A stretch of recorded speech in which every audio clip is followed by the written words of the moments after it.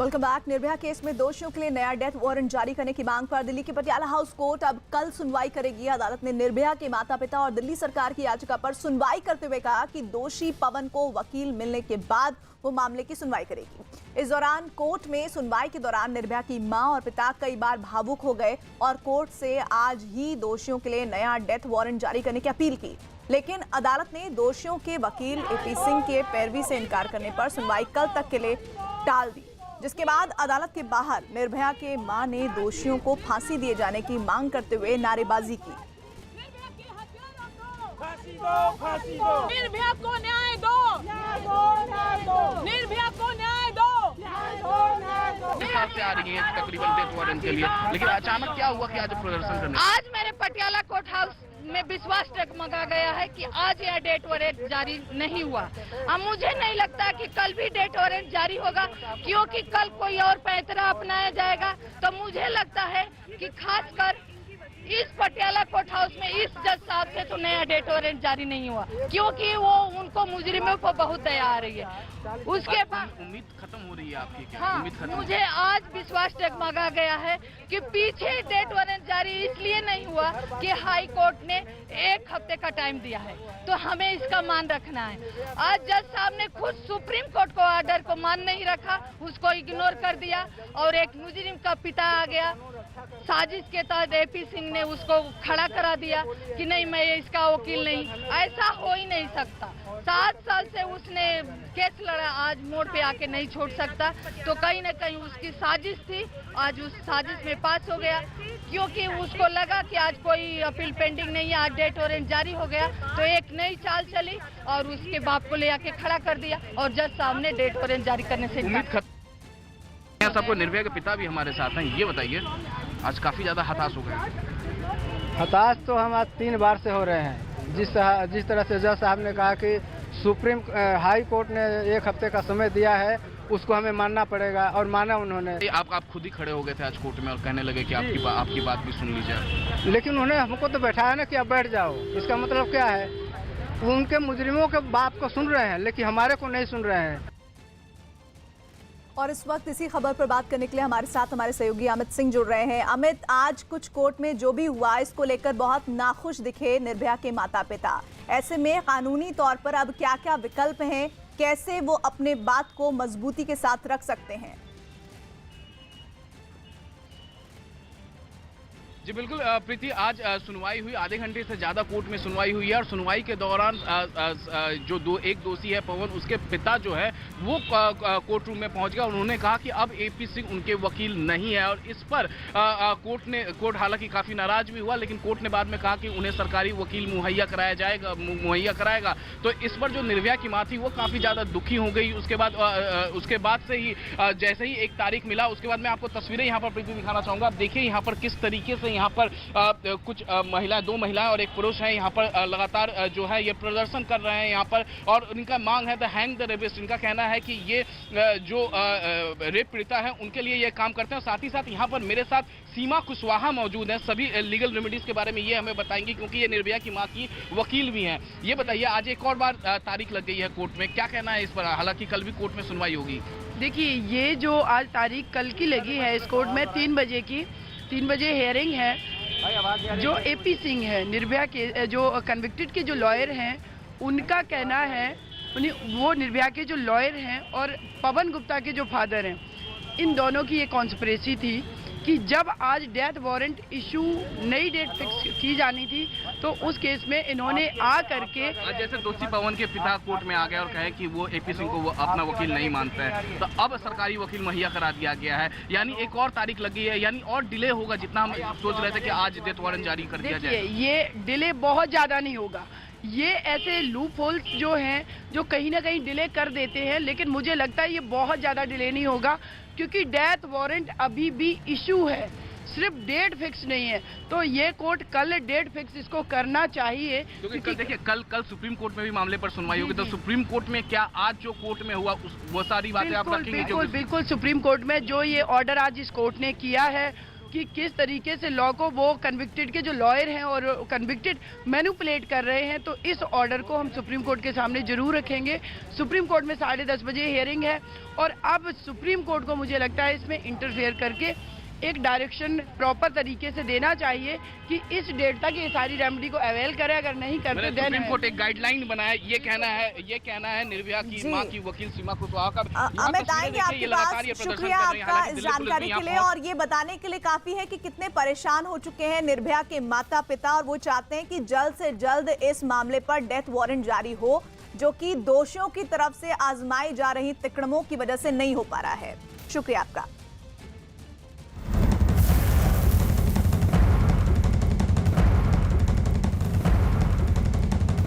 और एक बड़ी खबर इस वक्त आ रही है महाराष्ट्र से, जहां उद्धव कैबिनेट ने किया है एक बड़ा फैसला। बताया ये गया कि यहां सरकारी महकमों में सप्ताह में 5 दिन काम होगा, 2 दिन की छुट्टी होगी। एक बेहद अहम फैसला किया गया है उद्धव कैबिनेट की ओर से, जहां 5 वर्किंग डेज का एक बड़ा फैसला उद्धव कैबिनेट ने लिया। अभिषेक पांडे हमारे सहयोगी फोन लाइन पर मौजूद हैं। अभिषेक, आखिर किस तरह की और दलीलें दी गई इस फैसले के साथ उद्धव कैबिनेट के जरिए?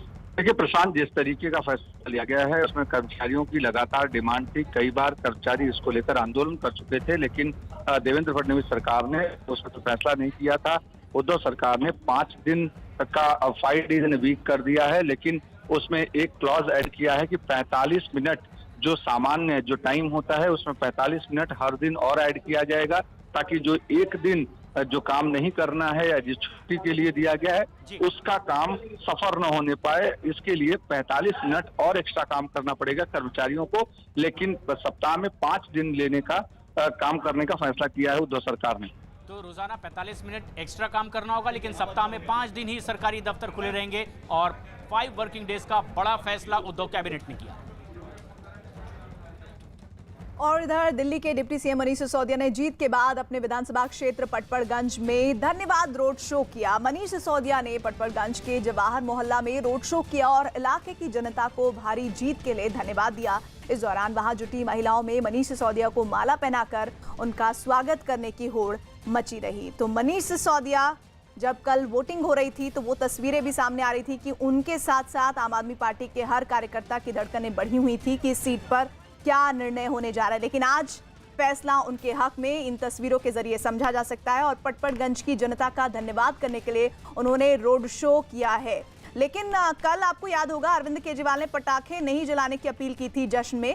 ये पटाखे कौन जला रहा है इसको भी देखा जाना चाहिए, क्योंकि दिल्ली का जो AQI है वो काफी खराब है और ऐसे में इन पटाखों की जरूरत क्यों पड़ गई जो कल नहीं पड़ी जब इतनी ऐतिहासिक जीत हुई। तो आज रोड शो निकाला जा रहा है, तो किसने पटाखे जलाए ये पता करना पड़ेगा।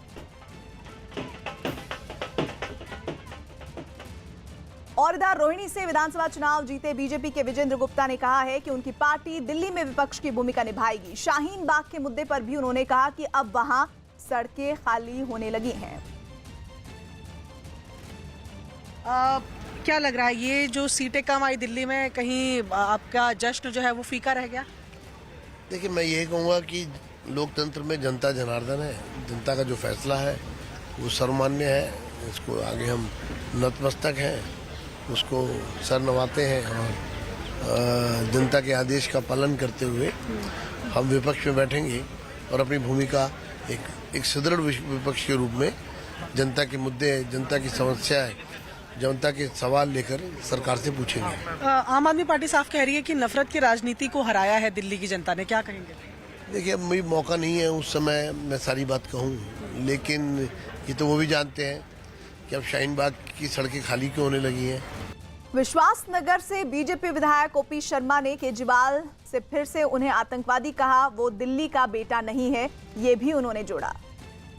सर, जो बीजेपी की मीटिंग आज बुलाई गई थी, क्या इसमें हार के कारणों को लेकर कुछ विश्लेषण हुआ? देखिए, निश्चित रूप से कुछ चीज़ें बंद कमरे में करने की होती है और कुछ चीज़ें ऑन कैमरा होती हैं। तो जो अंदर वाली बात बाहर और बाहर वाली बात अंदर नहीं होती है। और जहाँ तक सवाल ये है कि हमारे जो परिणाम आए हैं उससे हम लोग संतुष्ट नहीं हैं और उनमें हार पे जो पार्टी है और पार्टी के सभी संबंधित लोग मिलकर विचार कर रहे हैं और जो भी कमियां हैं उनको पूरा करके पुनः पूरी ताकत के साथ हम बाउंस बैक करेंगे। ओपी शर्मा जी, जिस तरीके की आपकी कैंपेनिंग रही और बीजेपी की कैंपेनिंग रही, जहां पर केजरीवाल को आतंकवादी तक का करार दे दिया गया, आपको लगता है कि उसका जवाब दिया है जनता ने? निश्चित रूप से आतंकवादी से भी बड़ा अगर कोई शब्द है तो वो केजरीवाल उससे भी घिनौना आदमी है। एक विकृत माओवादी सोच का व्यक्ति जो टुकड़े टुकड़े गैंग का समर्थन करता हो, हमारी सेना के ऊपर सवालिया निशान लगाता हो, पाकिस्तान का स्पोक पर्सन हो और अपने आप को ये कहता हो कि मैं संविधान में विश्वास नहीं रखता हूँ, मैं अनार्किस्ट हूँ, वो आदमी आतंकवादी नहीं है तो और क्या है? कोई उसका और एप्रोप्रिएट शब्द यदि केजरीवाल या सिसोदिया के पास है तो वो बताने का कष्ट करें। इधर तेल कंपनियों ने बिना सब्सिडी वाले घरेलू गैस सिलेंडर की कीमत में करीब 150 रुपए तक का इजाफा किया है। देश भर में घरेलू गैस के सिलेंडर की कीमतों में इजाफा हो गया है। बढ़ी हुई कीमतें आज से लागू हो गई हैं। अब दिल्ली में घरेलू गैस सिलेंडर की कीमत बढ़कर 858 रुपए 50 पैसे हो गई है, जबकि मुंबई में घरेलू गैस की सिलेंडर की कीमत 145 रुपए बढ़कर 829 रुपए 50 पैसे हो गई। कोलकाता में घरेलू गैस सिलेंडर की कीमत 896 रुपए, तो चेन्नई में घरेलू गैस सिलेंडर की कीमत 881 रुपए हो गई। वहीं महिला कांग्रेस बढ़ी कीमतों के खिलाफ देश भर में प्रदर्शन करेगी। बजट पे भी फर्क पड़ेगा, उसमें भी पड़ेगा, और ये तो लगातार बढ़ाते ही जा रहे हैं महंगाई। जब से आए हैं इन्होंने महंगाई के लिए कंट्रोल करने के लिए बोला था, क्या हो रहा है आप देख ही रहे हैं। आप पत्रकार लोग हैं, ज़्यादा समझदार हैं। आपका क्या कहना है पाजी? 144 रुपये 50 पैसे की बहुत गलत किया है। एक आम बंदे के लिए, एक आम गृहिणी के लिए, एक आम छोटे पब्लिक के लिए इतना प्राइस इंक्रीज करना हर चीज़ के लिए, ये बीजेपी सरकार इस बार क्यों हारी है? यहाँ पे इसी मुद्दे से हारी है। अगर केजरीवाल आया, हर चीज़ को उसने आम आदमी के बजट के हिसाब से ही किया है। अब एक बंदा जो नॉर्मल सिलेंडर है, आपने घर में दूसरी गैसेस लगा दी है, एक आम बंदा कहाँ से 144 रुपये और इंक्रीज़ करके देगा? कहाँ से 144 रुपये इकट्ठा कर? ये बताइए किस तरीके से आप देखते हैं जो 144 रुपये 50 पैसे का इजाफा किया गया है गैस सिलेंडर में? सर, ये बहुत ही ज़्यादा है। आम बंदा इसको अफोर्ड नहीं कर सकता। ये गवर्नमेंट को सोचना चाहिए इसके बारे में। तो एक तरफ से आप किसी को रोजगार दे नहीं पा रहे हैं, इकोनॉमिक क्राइसिस चल रहा है देश में, बेरोजगारी है देश में, और आप एलपीजी गैस जैसे एसेंशियल एक कमोडिटी का प्राइस इस तरह से बढ़ा रहे हैं। ये सरकार, मेरा मानना है कि गरीबों के प्रति या मिडिल क्लास या किसी के भी प्रति उनका जो इनकी जो नीति है, मैं मानती हूँ ये एक ऐसा झटका दिया है देश के गरीब लोगों को या देश के आम जनता को। ये गलत है। नॉन सब्सिडाइज्ड गैस की कीमत 145 रुपये के आसपास बढ़ गई है। इस वक्त हमारे साथ बातचीत करने के लिए भारतीय जनता पार्टी के प्रवक्ता शाहनवाज हुसैन है। शाहनवाज जी, ये तो महंगाई की मार हो गई। देखिए, डीजल की कीमत कम हुई है, थोड़ा पेट्रोल की कीमत कम हुई है। अंतर्राष्ट्रीय बाज़ार पे डिपेंड होती है ये कीमत, और उसको ध्यान में रखकर ये निर्णय हुआ है। पहले हमने कई बार कीमत घटाई है। जब घटाते हैं तो कोई प्रशंसा के ट्वीट नहीं आते, और जब थोड़ा सा बढ़ता है तो उस पर कांग्रेस पार्टी हमला शुरू कर देती है। देश के अंदर पूरी चिंता हम लोग कर रहे हैं कि डीजल, पेट्रोल और गैस, इन कीमतों पर जितना नियंत्रण सरकार कर सकती थी किया है, और जब अंतर्राष्ट्रीय बाज़ार में इसकी कीमत में इजाफा होता है तो उस पर उस वजह से इजाफा होता है। This is shocking, but this is bound to happen because the state of the economy is so poor. We are in ICU, and I don't think the finance minister has solutions for the problems that the economy is facing. And this is going to have a very, very disastrous effect on the finances of the household. और एक बार फिर से खबर दिल्ली से जुड़ी हुई। दिल्ली विधानसभा चुनाव में कांग्रेस की करारी हार के बाद दिल्ली कांग्रेस के प्रभारी पीसी चाको ने हार पर सफाई दी। पीसी चाको ने कहा कि 2013 में जब शीला दीक्षित जी मुख्यमंत्री थी, तब से कांग्रेस की गिरावट शुरू हुई थी। आम आदमी पार्टी जैसी नई पार्टी कांग्रेस का सारा वोट बैंक खींच गई, हम इसको कभी वापस नहीं ला पाए, ये भी उन्होंने कहा। ये अभी भी आम आदमी पार्टी के साथ है। दिल्ली में कांग्रेस को एक भी सीट नहीं मिली। उसकी सीधी वजह उन्होंने गिनाई कि कांग्रेस का जो वोट था वो आम आदमी पार्टी को शिफ्ट हुआ, जो उनके पास लौटकर अभी तक नहीं आया है। 2013 started the downfall of the Congress party. 2013 election, when Shiraji was the chief minister, the election, the entire Congress vote bank was taken away by Aam Aadmi Party. Emergence of a new party, which took away the entire following of the Congress party, and Congress party was made a very weak organization. इससे पहले दिल्ली में कांग्रेस की हार के लिए संदीप दीक्षित ने party नेताओं के स्वार्थ को वजह बताया था। संदीप दीक्षित ने कहा था कि पार्टी नेता खुद के स्वार्थ को आगे रखते हैं। उन्होंने ये भी कहा कि पार्टी की हार के बाद शीला दीक्षित के नाम को बदनाम किया जा रहा है। 5-6 साल से, जैसे मैंने आपको पहले भी कहा, सब लोगों ने मिलके एक तरीके से कांग्रेस की कबर खोदी थी। शीला जी के बाद कोई नेतृत्व उभर नहीं पाया, क्योंकि नेतृत्व वो होता है जो बड़प्पन दिखाकर लोगों की चीज़ों से जुड़कर एक ऐसे व्यक्तित्व और सोच को सामने रखे जो लोगों से जुड़े। जो उन लोगों ने भी कांग्रेस की कमान संभाली, वो ज़्यादातर पिछले 4-5 साल में वो ज़्यादातर संगठन के लोग थे नहीं। उन्होंने हमेशा अपनी सल्तनतों को बनाया। इस बीच दिल्ली में कांग्रेस की हार पर पी चिदम्बरम ने आम आदमी पार्टी को बधाई दी, जिस पर वो अपनी ही पार्टी के नेताओं के निशाने पर आ गए। शर्मिष्ठा मुखर्जी ने ट्विटर पर लिखा कि सर, उचित सम्मान के साथ बस इतना जानना चाहती हूं कि क्या कांग्रेस पार्टी राज्यों में बीजेपी को हराने के लिए क्षेत्रीय दलों को आउटसोर्स कर रही है? अगर नहीं तो फिर हम अपनी हार पर मंथन करने की बजाय आम आदमी पार्टी की जीत पर गर्व क्यों कर रहे हैं? और अगर ऐसा है तो हमें बतौर प्रदेश कांग्रेस कमेटी अपनी दुकान बंद कर देनी चाहिए। और इधर दिल्ली में आम आदमी पार्टी की जीत पर पी चिदम्बरम ने ट्वीट कर बधाई दी थी। उन्होंने ट्विटर पर लिखा था कि आम आदमी पार्टी की जीत हुई, बेवकूफ बनाने और फेंकने वालों की हार। भारत के सभी हिस्सों से आने वाले दिल्ली के लोगों ने बीजेपी के ध्रुवीकरण, विभाजनकारी और खतरनाक एजेंडे को हराया। मैं दिल्ली के लोगों को सलाम करता हूं जिन्होंने ऐसे राज्यों के लिए मिसाल पेश की है जहां 2021 और 2022 में चुनाव होंगे। थरूर ने भी आपको जीत की बधाई देने पर चिदम्बरम पर हमला किया। शशि थरूर ने ट्विटर पर लिखा कि किसी की जीत पे यूं नाज है, शिकस्त खाके फतह पाई हो। तो ये एक तंज किया है उन्होंने पी चिदम्बरम के ट्वीट के बाद।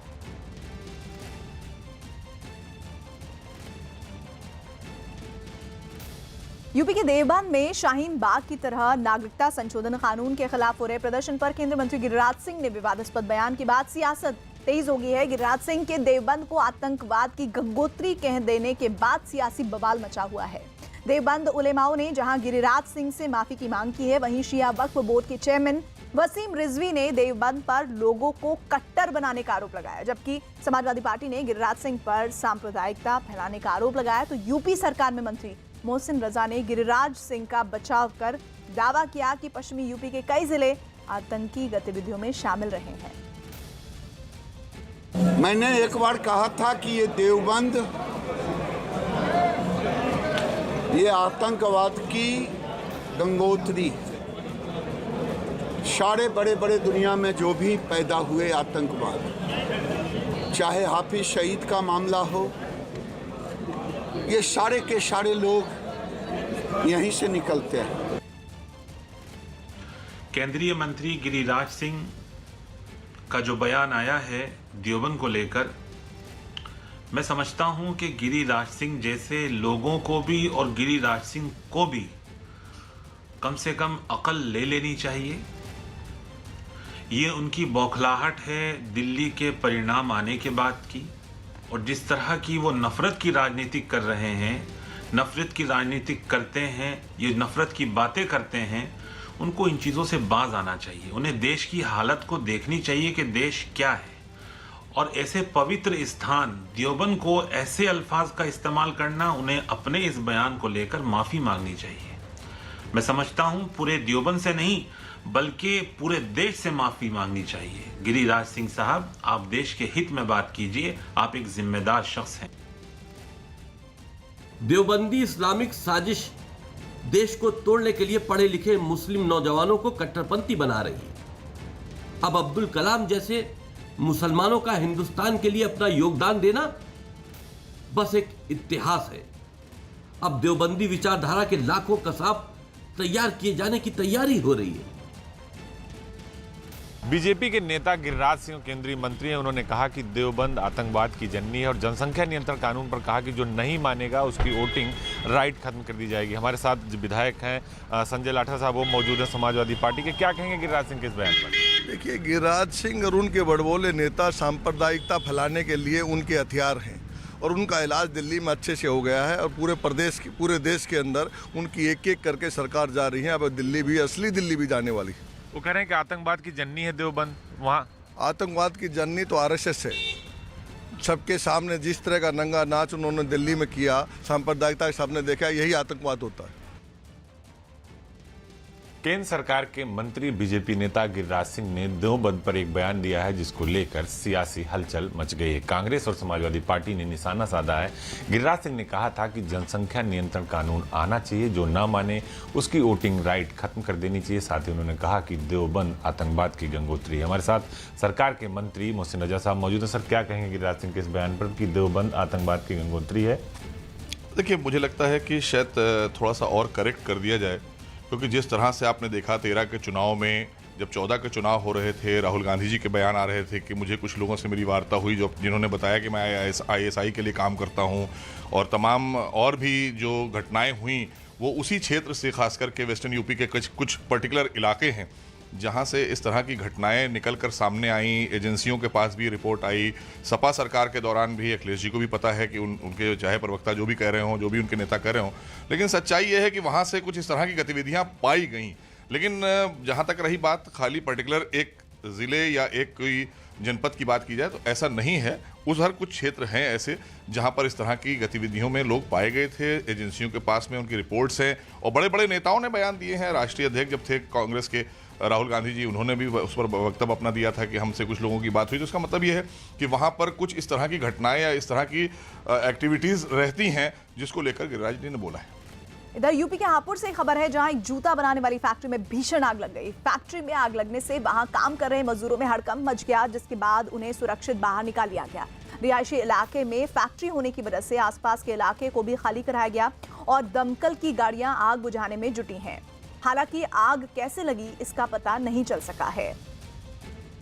तो हापुड़ की ये तस्वीर उत्तर प्रदेश की है, जहां पर देखिए किस तरह से जूता फैक्ट्री से ये धुआं निकलता हुआ नजर आ रहा है। भीषण आग की ये तस्वीरें हैं। राहत की बात यह है कि मजदूरों ने जैसे ही शोर मचाया, उन्हें सुरक्षित बाहर निकाल लिया गया। और ये देखिए लगातार कोशिशें इस आग को बुझाने की। आग में काफ़ी नुकसान हुआ है। दमकल की गाड़ियां अभी भी आग बुझाने की कोशिशें करती हुई आपको इन तस्वीरों में दिख रही हैं। हापुड़ की ये जूता फैक्ट्री है और इसी वजह से, जूता फैक्ट्री होने की वजह से आग ने बहुत ही कम वक्त में भयानक रूप अख्तियार कर लिया था।